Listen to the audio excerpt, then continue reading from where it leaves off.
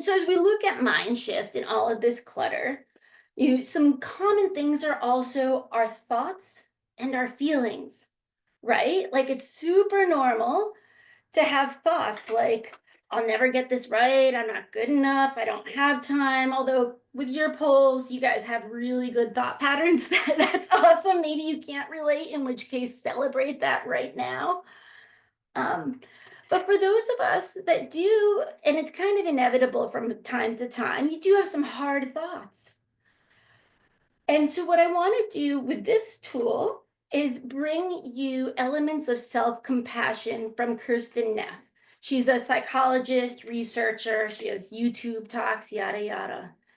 And so, first, what I want you to do, and this is an exercise for yourself, is think about a hard thought.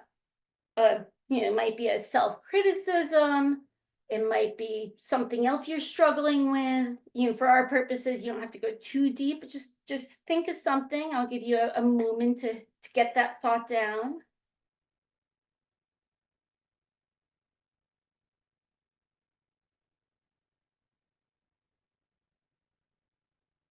Hopefully folks have a thought. So with the self-compassion, what research found is that you can break it down into three core elements. And as you practice this self-compassion, they found that people were able to think better with more resilience and higher performance. So the first step is mindfulness. So instead of just rolling in the churn or spiking, however you're spiking, whatever it is that you're with that thought, you just think. Like when I was prepping earlier today for this session, I was like, anxiety, I'm feeling angst, I'm feeling fear, I have stress in my shoulders, I'm really worried about this. And then common humanity.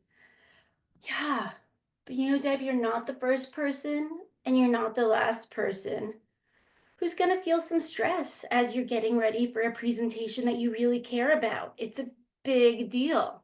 So it's reminding you you're not alone.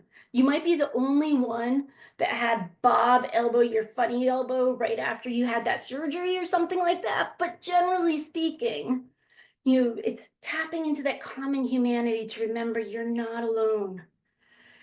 And then the third step, speak to yourself like you would a loved one. And that makes a huge difference. Like I used to speak to myself in such a way that my therapist at the time made a face before she caught herself. I'm like, oh, okay. Okay, so this isn't normal. That's good to know. But some of that tough talk is normal. And so it's intentionally, and you learn, you habituate yourself to how you talk to yourself. Yeah, this is hard. Yeah, you really care. I believe in you one step at a time. So it's really important to follow that wisdom instead of being in that freak out churn.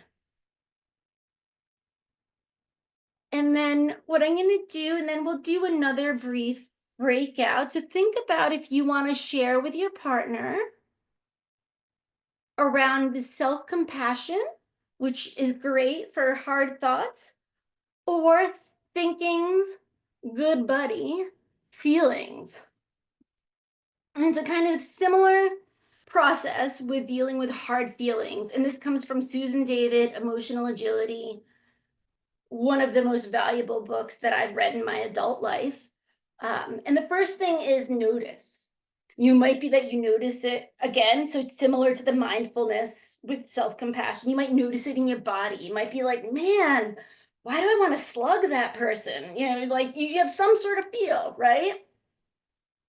And you can Google emotion wheel and you can name it, just knowing what you're feeling. But I've discovered I actually love going through the emotion wheel because it lets me step back a minute to think, no, I don't feel bitter. I actually feel, so it gives you a way for your brain to be kind of processing through the different things. And then you can step back instead of living it, instead of living in, I'm so angry. It's like, I notice I'm feeling a lot of anger right now. So by doing that, instead of being enmeshed, you're starting to have it as a companion, which gives you more power over that emotion. It allows you to be the leader. So you step back. I notice I'm feeling really angry. And then you look for the wisdom because there's a reason you have those emotions. Huh, there must be something I really care about. Maybe it's something I want to defend. Maybe it's that somebody broke a rule that I have about how we treat each other. Maybe there's something that I'm really worried about and I really care about it, but it's noticing like, what's the wisdom here? Because these emotions, like I was sent to my room until I could smile growing up. We lost so much wisdom, but as an adult now, I know like, oh, these are a gateway into my soul, into who I am and what matters. So name it. Huh. I notice I'm feeling. What is that telling me? And then you can say, well, what do I really care about? So if I know this, and this is what I care about, this is what I value, then what? Maybe I want to leave the relationship. Maybe I want to have a hard conversation. Maybe I want to go for a run to get the stress out before writing my letter. Ah,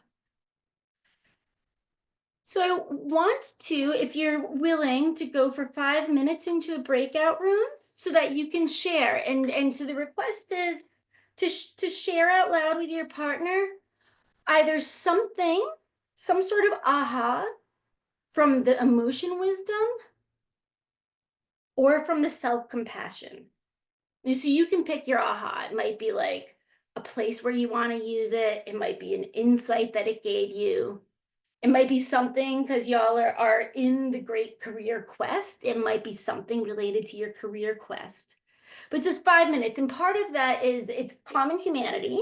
So again, it's element of self-compassion. But part of it is also that this allows us the deeper processing. So it's not just something that you heard here, but you're starting to move it to your heart.